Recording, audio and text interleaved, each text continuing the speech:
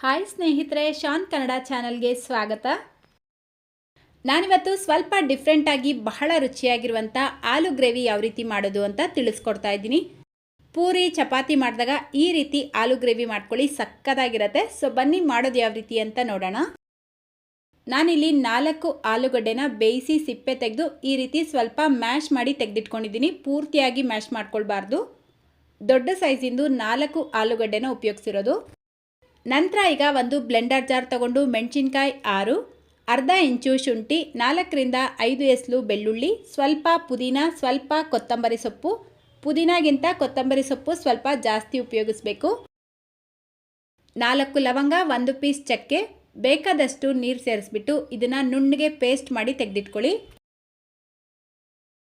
ಈಗ gas stove ಮೇಲೆ ಒಂದು ಕಡಾಯಿ ಇಟ್ಕೊಂಡು 3 ಟೇಬಲ್ ಸ್ಪೂನ್ ಎಣ್ಣೆ ಸೇರಿಸ್ಕೊಳ್ಳಿ. ಎಣ್ಣೆ ಬಿಸಿಯಾಗಿದ ತಕ್ಷಣ ಇದಕ್ಕೆ ಮೀಡಿಯಂ ಸೈಜ್ದು 2 ಈರುಳ್ಳಿನ ಈ ರೀತಿ ಸಣ್ಣ ಸಣ್ಣದಾಗಿ ಕಟ್ ಮಾಡಿ ಸೇರಿಸ್ಕೊಂಡು ಫ್ರೈ ಮಾಡ್ಕೊಳ್ಬೇಕು.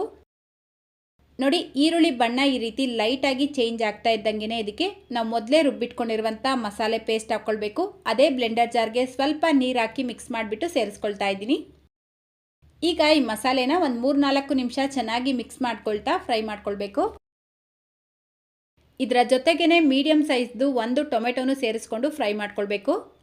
ನೋಡಿ, ಕರೆಕ್ಟಾಗಿ 3-4 ನಿಮಿಷಕ್ಕೆ ಈ ಮಸಾಲೆ ಚೆನ್ನಾಗಿ ಫ್ರೈ ಆಗಿರುತ್ತೆ. ನಾವು ಸೇರಿಸಿರುವಂಥ ಟೊಮೆಟೊ ಕೂಡ ಸಾಫ್ಟ್ ಆಗಿರುತ್ತೆ.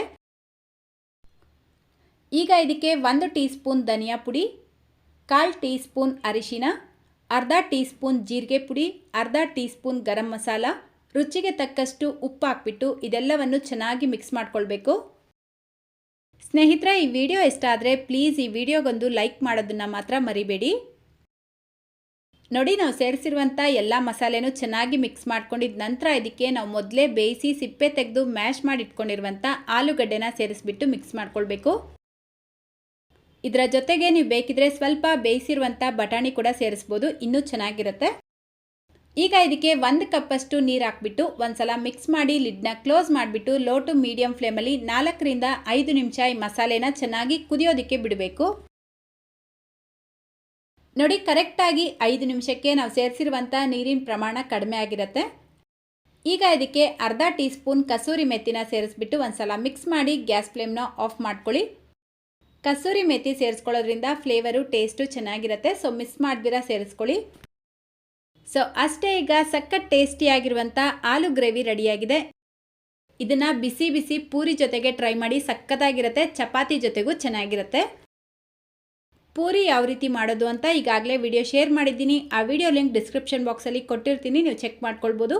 ಸೊ ಇವತ್ತಿನ ಈ ವಿಡಿಯೋ ನಿಮ್ಗೆ ಇಷ್ಟ ಆಗಿದ್ರೆ ಪ್ಲೀಸ್ ಈ ವಿಡಿಯೋಗೊಂದು ಲೈಕ್ ಮಾಡಿ, ನಿಮ್ಮ ಫ್ರೆಂಡ್ಸ್ ಮತ್ತು ಫ್ಯಾಮಿಲಿಯವ್ರ ಜೊತೆಗೂ ಈ ವಿಡಿಯೋನ ಶೇರ್ ಮಾಡ್ಕೊಳ್ಳಿ ಅಂತ ಹೇಳ್ತಾ, ಇದೇ ರೀತಿ ಮತ್ತೊಂದು ರೆಸಿಪಿಯೊಂದಿಗೆ ಸಿಗೋಣ. Thank you.